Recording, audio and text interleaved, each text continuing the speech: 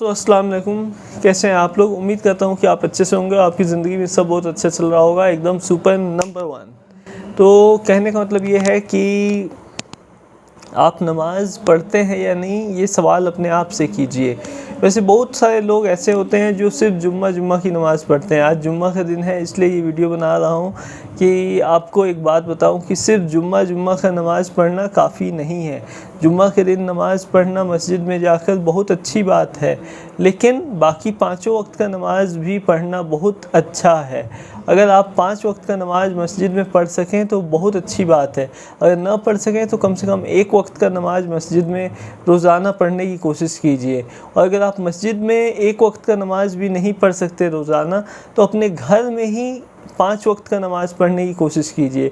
अगर अपने घर में 5 वक्त का नमाज़ पढ़ने का आपको वक्त नहीं मिल पा रहा है, तो कम से कम 1 वक्त फ़ज्र का वक्त का नमाज़ आप पढ़ने से शुरुआत कीजिए। आप देखेंगे कि नमाज से आपको इतनी ज़्यादा मोहब्बत हो जाएगी, इतना ज़्यादा लगाव हो जाएगा, सजदे से इतना ज़्यादा लगाव हो जाएगा आपको कि आप चाहेंगे कि आपको कब मौका मिले फिर से सजदा करने का, कब नमाज़ पढ़ने का। और आपको नमाज़ पढ़ने में बहुत ज़्यादा दिल में सुकून हासिल होगा। आप पढ़ करके देखिए, आपको बहुत अच्छा लगेगा। जो लोग बहुत स्ट्रेस में रहते हैं, एंजाइटी में रहते हैं, डिप्रेशन में रहते हैं, उनको तो मैं एक ही बात कहना चाहूँगा कि आप नमाज़ पढ़ना शुरू कीजिए। आप नमाज़ पढ़ेंगे तो उसमें आपका फ़िज़िकल एक्टिविटी भी हो रहा है, फ़िज़िकल फ़िटनेस भी हो रहा है एक तरह से, और इबादत भी हो रहा है। तो अपने सभी मुसलमान भाइयों और बहनों से एक ही रिक्वेस्ट है कि वो नमाज़ पढ़ें और 5 वक्त का नमाज़ पढ़ें, और अच्छे से सही तरीके से नमाज़ पढ़ने की पूरी कोशिश कीजिए। और हो सके तो सुबह थोड़ा जल्दी उठिए और तहज्जुद का नमाज़ भी पढ़िए मेरी तरह। आपको बहुत अच्छा लगेगा उस वक्त उठ करके। सुबह 4 बजे अगर आप उठते हैं, 4 से 4:30 के बीच आप तहज्जुद का नमाज़ पढ़ सकते हैं रात के आखिरी पहर में। और फ़ज्र के वक्त का अज़ान करीब 5:30 बजे आज की डेट में हो रहा है। तो 4 साढ़े 4 बजे रात का आखिरी पहर जो होता है, उसमें आप तहज्जुद का नमाज़ पढ़ सकते हैं। रात में जल्दी सो जाइए और सुबह जल्दी उठिए। सुबह मैं 4 बजे के आसपास रोज़ाना उठ जाता हूँ, पौने 4 बजे 4 बजे तक उठ जाता हूँ और तहज्जुद का नमाज़ पढ़ लेता हूँ। फिर कुरान पढ़ता हूँ। उसके बाद जब फ़ज्र का वक्त होता है तो फिर फ़ज्र का नमाज़ पढ़ता हूँ। उसके बाद थोड़ा सा मॉर्निंग वॉक करता हूँ और फिर अपना दिन का शुरुआत करता हूँ। तो कहने का मतलब ये है कि आपका प्रॉपर डेली रूटीन होना बहुत ज़रूरी है। और अगर आप दिन की शुरुआत दीन के साथ करें, यानी इबादत के साथ करें, तो इससे बेहतर शुरुआत कुछ भी हो ही नहीं सकता। अगर आप अल्लाह का नाम ले कर के, रसूल को याद करके अपने दिन की शुरुआत करें, तो इससे बेहतर कोई शुरुआत नहीं हो सकती है दोस्तों। अगर आप दरूद शरीफ के साथ अपने दिन की शुरुआत करें, अगर आप कुरान शरीफ की सूरह पढ़कर अपने दिन की शुरुआत करें, चाहे वह 1-2 सूरह ही क्यों ना हो, तो उससे आपको बहुत ही ज़्यादा सुकून हासिल होगा, दिल में सुकून हासिल होगा।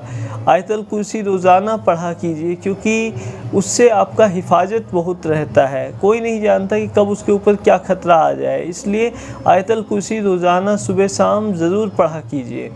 और एक बात कहना चाहूँगा कि बहुत लोग नमाज़ नहीं पढ़ते हैं, बहुत लोग सिर्फ जुम्मा का नमाज़ पढ़ते हैं, वो भी कंप्लीट नहीं पढ़ते हैं, सिर्फ 2 रकात फ़र्ज़ नमाज़ पढ़कर मस्जिद से निकल जाते हैं, सोचते हैं कि नमाज़ हो गई, इतना ही ज़रूरी है। लेकिन नमाज़ पूरा 14 रकात नमाज़ होता है जुम्मा का, जो कि आपको पूरा पढ़ना चाहिए। और नमाज के ऊपर भी मैंने वीडियो बनाया है कि 14 रकात क्या क्या नमाज़ें होती हैं, तो उस वीडियो को जाकर देखिए। इस्लामिक वीडियोस प्लेलिस्ट में आपको वीडियो ज़रूर मिल जाएगा। और एक बात कहना चाहता हूँ दोस्तों, जुम्मा के दिन अच्छे से नहाइए, अच्छे से घर का साफ़ सफाई कीजिए, घर को सजाइए, क्योंकि जुम्मा का दिन किसी ईद से कम नहीं होता है। जुम्मा सब दिनों का सरदार है। और कहना ये भी है कि जुम्मा का नमाज़ पढ़िए, अच्छे से तैयार होके अपने पास जो भी अच्छा कपड़ा हो वो कपड़ा पहनिए और जुम्मा का नमाज़ पढ़ने जाइए मस्जिद। जुम्मा का नमाज़ पूरा पढ़िए, उसके बाद घर आइए और कोशिश कीजिए कि आप 5 वक्त का डेली नमाज़ पढ़ें। 5 वक्त का नमाज जो इंसान पढ़ता है उसकी दुनियावी ज़िंदगी और आखिरत दोनों ही बेहतर हो जाती है। तो 5 वक्त का नमाज मैं पढ़ता हूँ, तहज्जुद का नमाज भी पढ़ता हूँ, इसीलिए मैं जानता हूँ कि दुनिया भी बेहतर होती है इससे और आखिरत भी बेहतर होती है। इसीलिए कह रहा हूँ कि 5 वक्त का नमाज़ पढ़िए, बार बार कह रहा हूँ, और तहज्जुद का भी नमाज़ पढ़िए। कोशिश करिए, आदत बना लीजिए और धीरे धीरे आपको लगने लगेगा कि हाँ ये तो ज़्यादा वक्त नहीं लगता है। मुश्किल से 1 घंटा सवा घंटा लगता है टोटल सभी नमाज़ें दिन भर की पढ़ने में। 24 घंटे में से 1 घंटा सवा घंटा तो आप निकाल ही सकते हैं और इतना बहुत ज़रूरी है क्योंकि अल्लाह पाक का करोड़ों करोड़ों एहसान है इंसान पर, हर एक बंदे पर। तो इतना तो इंसान अल्लाह का शुक्र अदा करने के लिए कर ही सकता है कि नमाज़ पढ़े। और जब रमज़ान का महीना आता है तो रोज़ा रखे, इबादत करे, लेकिन बाकी साल भर नमाज तो कम से कम पढ़ना ही पढ़ना है दोस्तों, क्योंकि नमाज दीन का सुतून है, दिल का सुकून है। और जो नमाज नहीं पढ़ता है उसने अपनी दुनियावी ज़िंदगी भी ख़राब कर ली और आखिरत को भी बिगाड़ दिया। तो उसी लिए अगर आपकी नज़र में कोई भी ऐसा है आपके घर में जो कि नमाज नहीं पढ़ता है तो उसे समझाइए, कन्विंस करने की कोशिश कीजिए, हर तरह से मुमकिन कोशिश कीजिए कि वो नमाज़ पढ़े।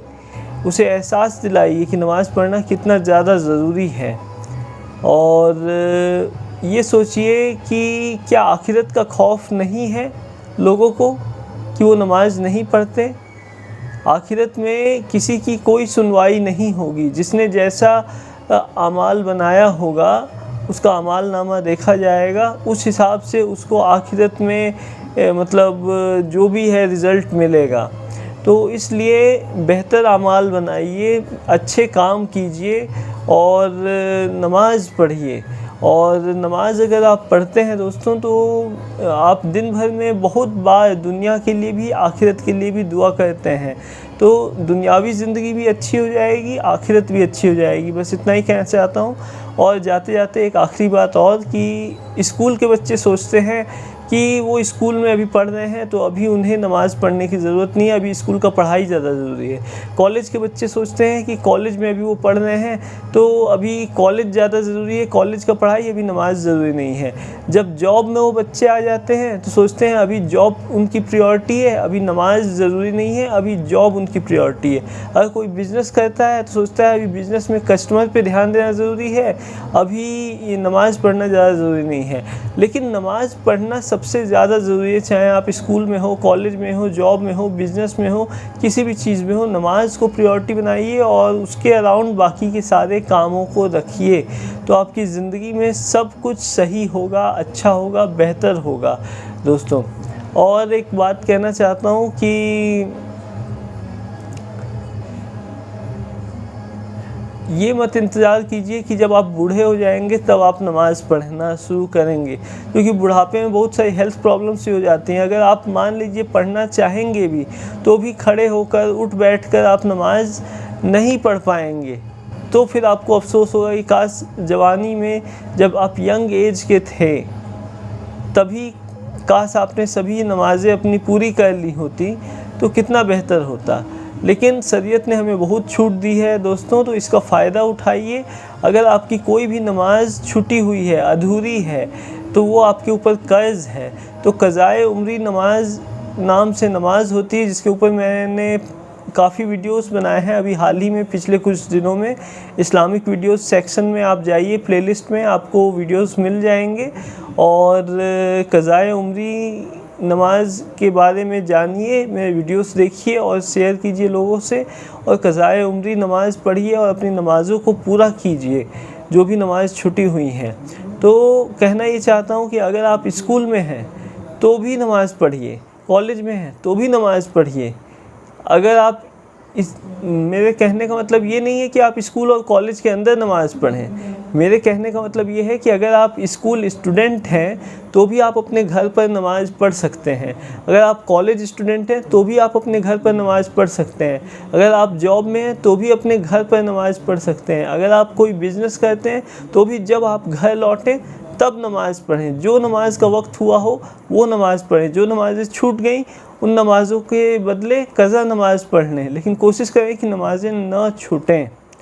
और जो पहले की छूटी हुई नमाज़ें हैं उसका एक अंदाज़ा लगाएं, हिसाब लगाएं और सभी नमाज़ों के बदले क़ज़ाए उम्री नमाज़ पढ़ें। क़ज़ाए उम्री कैलकुलेटर भी मैंने इस पे भी वीडियो बनाया था कि कैसे आप कैलकुलेट करेंगे, कैसे नमाज़ों को पूरा करेंगे जल्दी से जल्दी।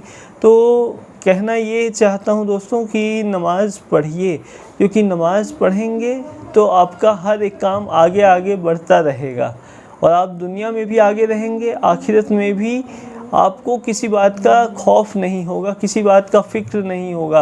आपको पता होगा कि आपके साथ अच्छा ही सलूक होगा। तो बस आज का वीडियो नमाज के ऊपर था दोस्तों, नमाज के इम्पोर्टेंस के ऊपर, और उम्मीद करता हूँ ये वीडियो आपको पसंद आया हो और इस वीडियो को ज़्यादा से ज़्यादा शेयर कीजिए। और अपने लाइफ को बेहतर बनाना है अगर तो नमाज़ पढ़ना शुरू कीजिए और कोशिश कीजिए कि आपके घर में सभी नमाज़ पढ़ना शुरू करें और बच्चे से लेकर बूढ़े तक हर किसी को नमाज़ पढ़ना ज़रूरी है।